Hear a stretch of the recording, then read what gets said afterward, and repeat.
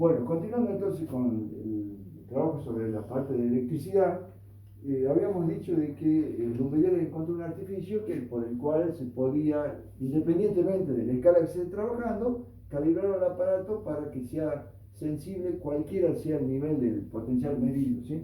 Pero aún así se producen, digamos, errores. Por ejemplo, acá lo vamos a ver que la curva que da, ¿sí?, siempre tiende a ser en la proximidad de los electrodos bien empinada, ¿sí?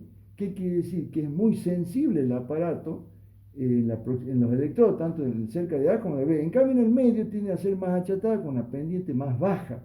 Entonces quiere decir que no tiene la misma sensibilidad. Por lo tanto, fíjese, en la zona central, digamos, hay poca desviación de las equipotenciales, porque no hay mucha sensibilidad. En cambio, cerca de los electrodos ya se ve, por ejemplo, la curva roja esta mucho más distorsionada. O sea que se lee mejor las anomalías que están cerca del electrodo que las que están en el medio. Para solucionar eso, digamos, se ha creado lo que se llama electrodos lineales como visores. ¿Cuáles son los electrodos lineales?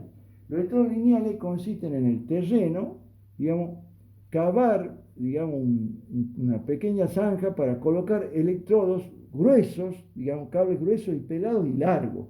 Esos cables gruesos, digamos, tienen la particularidad de que ya en lugar de generar, digamos, como los puntos, como los puntuales, superficie semiesférica, generan especies de cilindros, es decir, que tienen este círculo en la superficie y sigue para allá, se distribuye a lo largo del electrodo. Es decir, que las superficies equipotenciales ahora son cilíndricas, ¿sí? De tal manera que entre un electrodo y el otro, ¿sí?, se van a establecer las líneas de corriente que son estas rojas, que tienden a juntarse las líneas de corriente, irse en forma perpendicular a los dos electrodos, a este y al otro, y las líneas de potencial siguen el contorno del cilindro, la intersección del cilindro con el suelo, que serían estas que son negras, ¿sí?, que son las líneas equipotenciales. Bueno, que si uno lo ve desde arriba, va a ver en la forma, digamos, en la dirección en que está el electrodo lineal, van a estar, digamos, las líneas equipotenciales, que son las negras, y perpendicularmente en línea de puntos y roja están las líneas de corriente, ¿sí? ¿Qué ventajas que se consigue con eso? Que al usar electrodos lineales como emisores, en lugar de tener la distribución que teníamos recién, que cerca del electrodo estaba muy empinada la curva y en el medio estaba achatada, acá hay una distribución pareja de las diferencias de potencial. Más o menos tiene la misma pendiente tanto, digamos, en la proximidad de los electrodos como en la zona central. El valor de la pendiente es más o menos similar. Y además se puede demostrar matemáticamente de que se vuelve mucho menos sensible en la proximidad de los electrodos. ¿Por qué? Porque nosotros podemos hacer rápidamente, acá muestro, que acá si uno hace, digamos, plantea el potencial, que sabíamos que era R por I, ¿sí?, y que R igual a ρ por L sobre S por I. ¿Qué diferencial? ¿Se acuerdan que habíamos puesto que B igual a ρ por diferencial de L sobre diferencial de S por I? ¿Sí? Que acá diferencial de L, digamos, diferencial de S, al ser superficies cilíndricas, ya tenemos que el área va a ser, digamos, 2pi por radio, porque en el cilindro, acá se ve, digamos, tenemos el círculo este círculo, y después largo. La longitud del círculo, que es 2pi por radio, por el largo del electrodo. O sea que va a ser 2pi por R por L. Entonces, si empezamos acá, B va a ser igual a ρ por diferencial de L sobre diferencial de S, pero es diferencial de S es 2pi por R, la longitud de la circunferencia, por el largo, ¿sí? Entonces, ¿qué va a pasar? Esto va a ser el diferencial de B, y nosotros cuando integremos el diferencial de B, vamos a tener que va a ser ρ por I sobre 2pi, esto es por I, ¿sí? Sacamos ρ por I sobre 2pi, y ¿qué otra constante más? Acá se agrega la L, que también es constante, el largo del electrodo, por diferencial de R sobre L, ¿sí?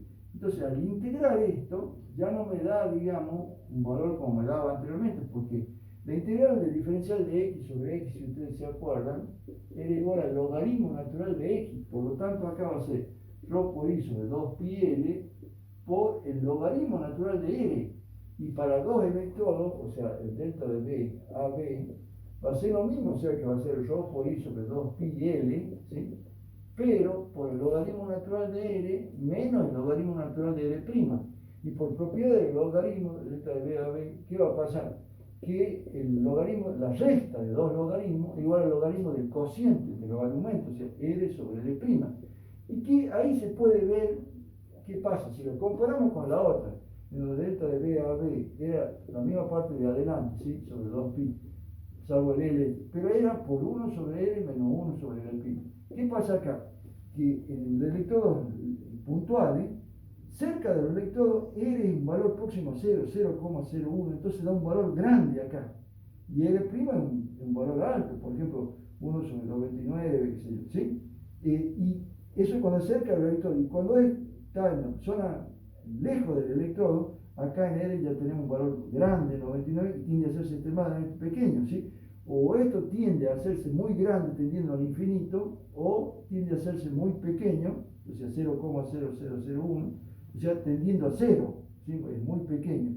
En cambio, eso pasa en los electrodos puntuales.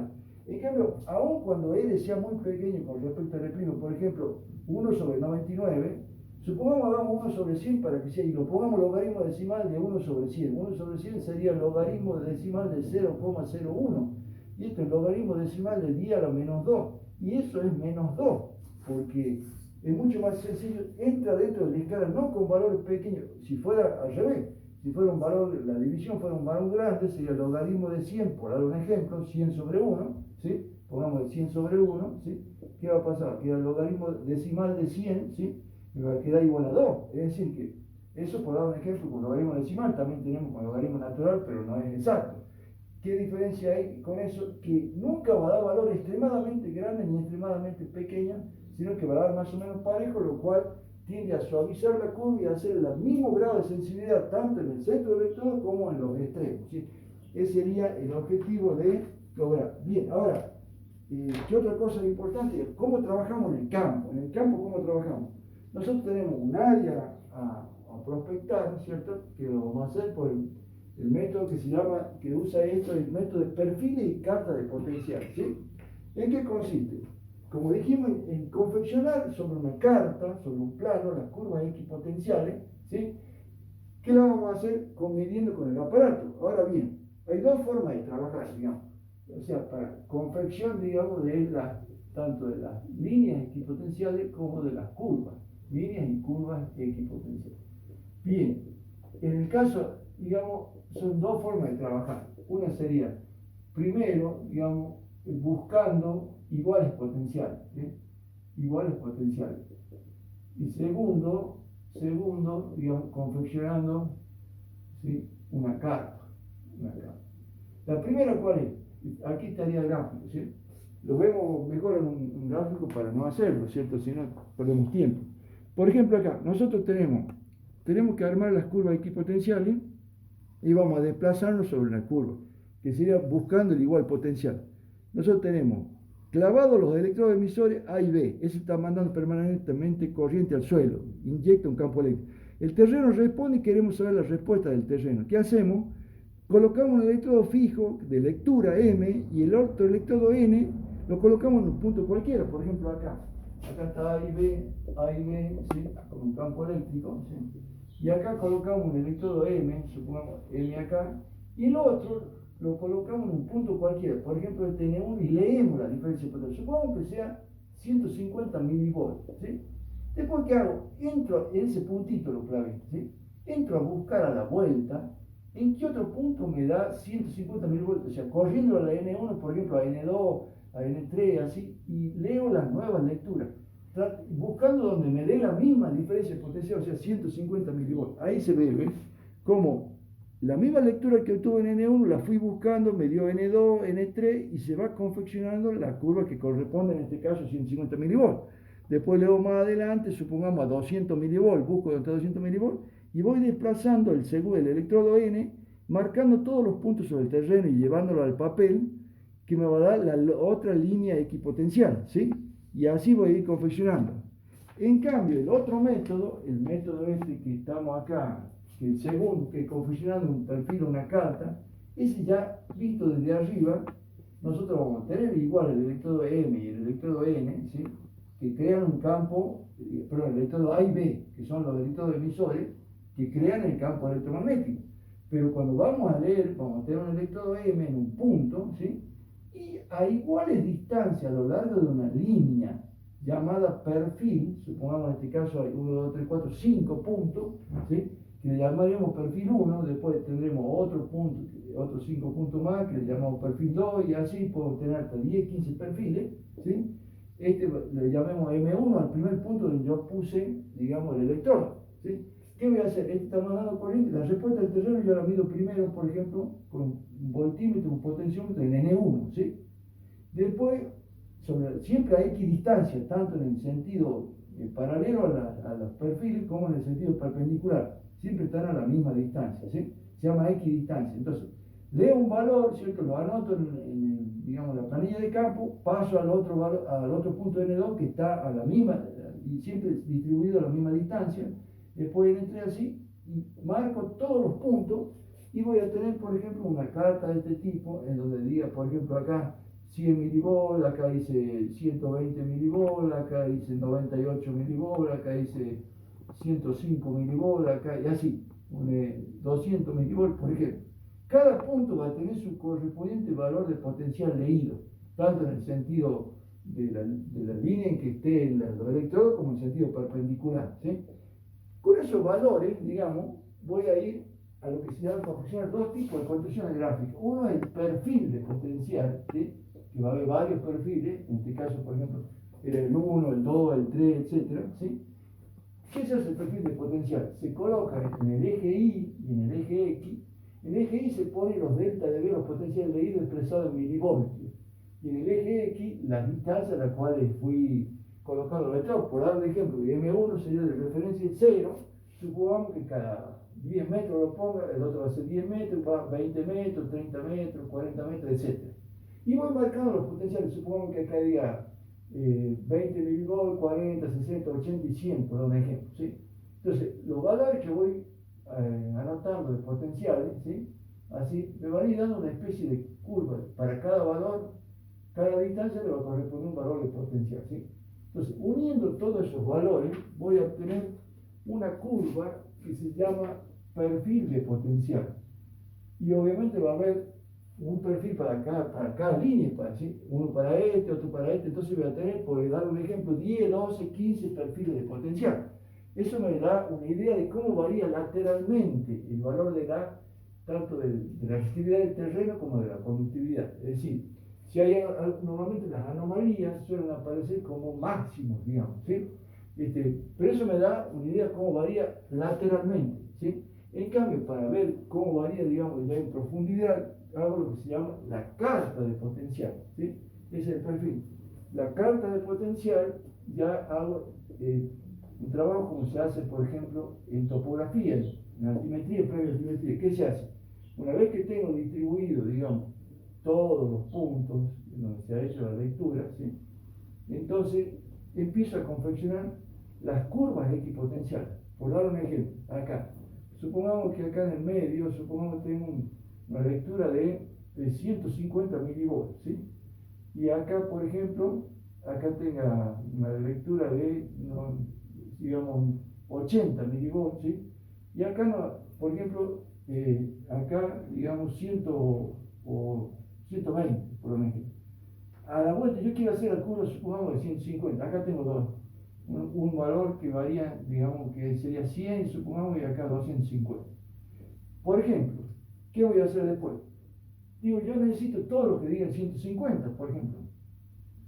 Entre 250 y 100 seguramente está 150, ¿sí? Entonces voy a hacer una interpolación. Lo mismo que acá, puede ser que acá esté 100 y acá, por ejemplo, 180, ¿sí?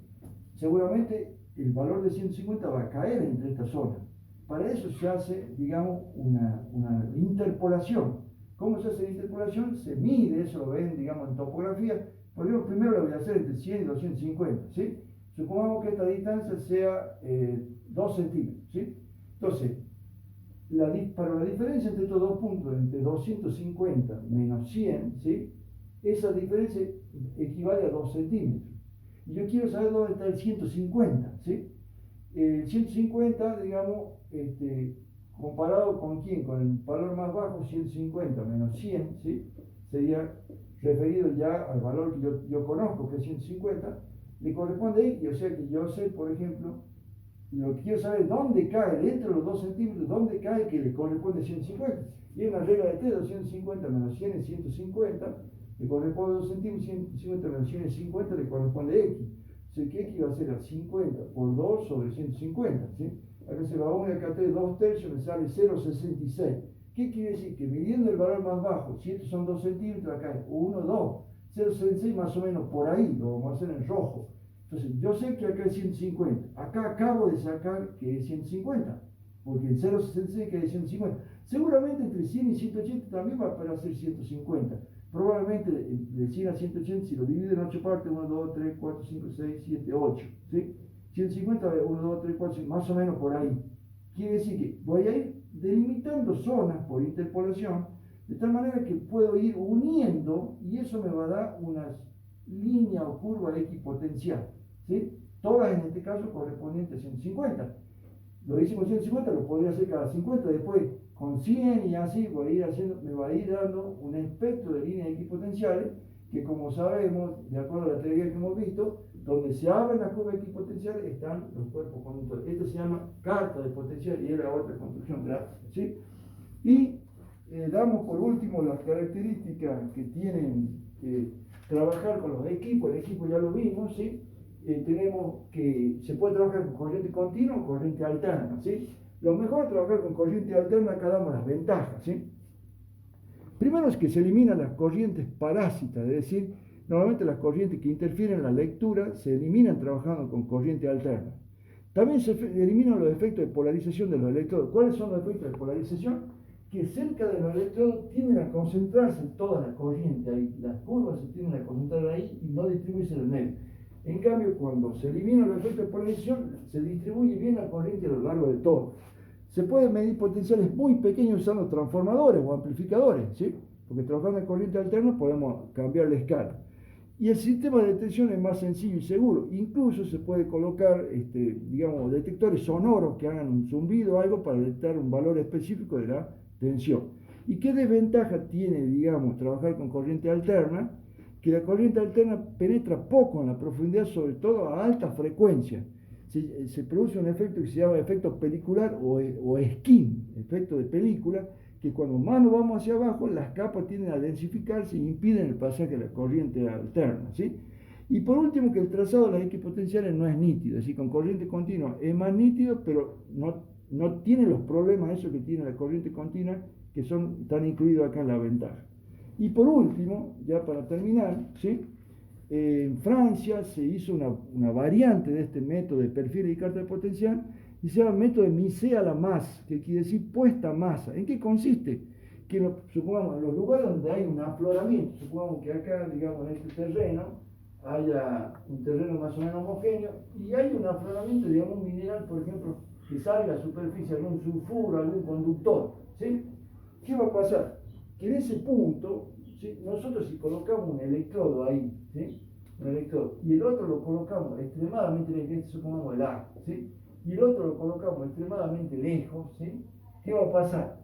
Que tiende a tomar el mismo potencial todo el cuerpo, ¿sí? Y entonces se produce una distribución de líneas de potencial que se asemejan a las curvas de nivel. Es decir, que las líneas de potencial tienden a tomar la forma del cuerpo.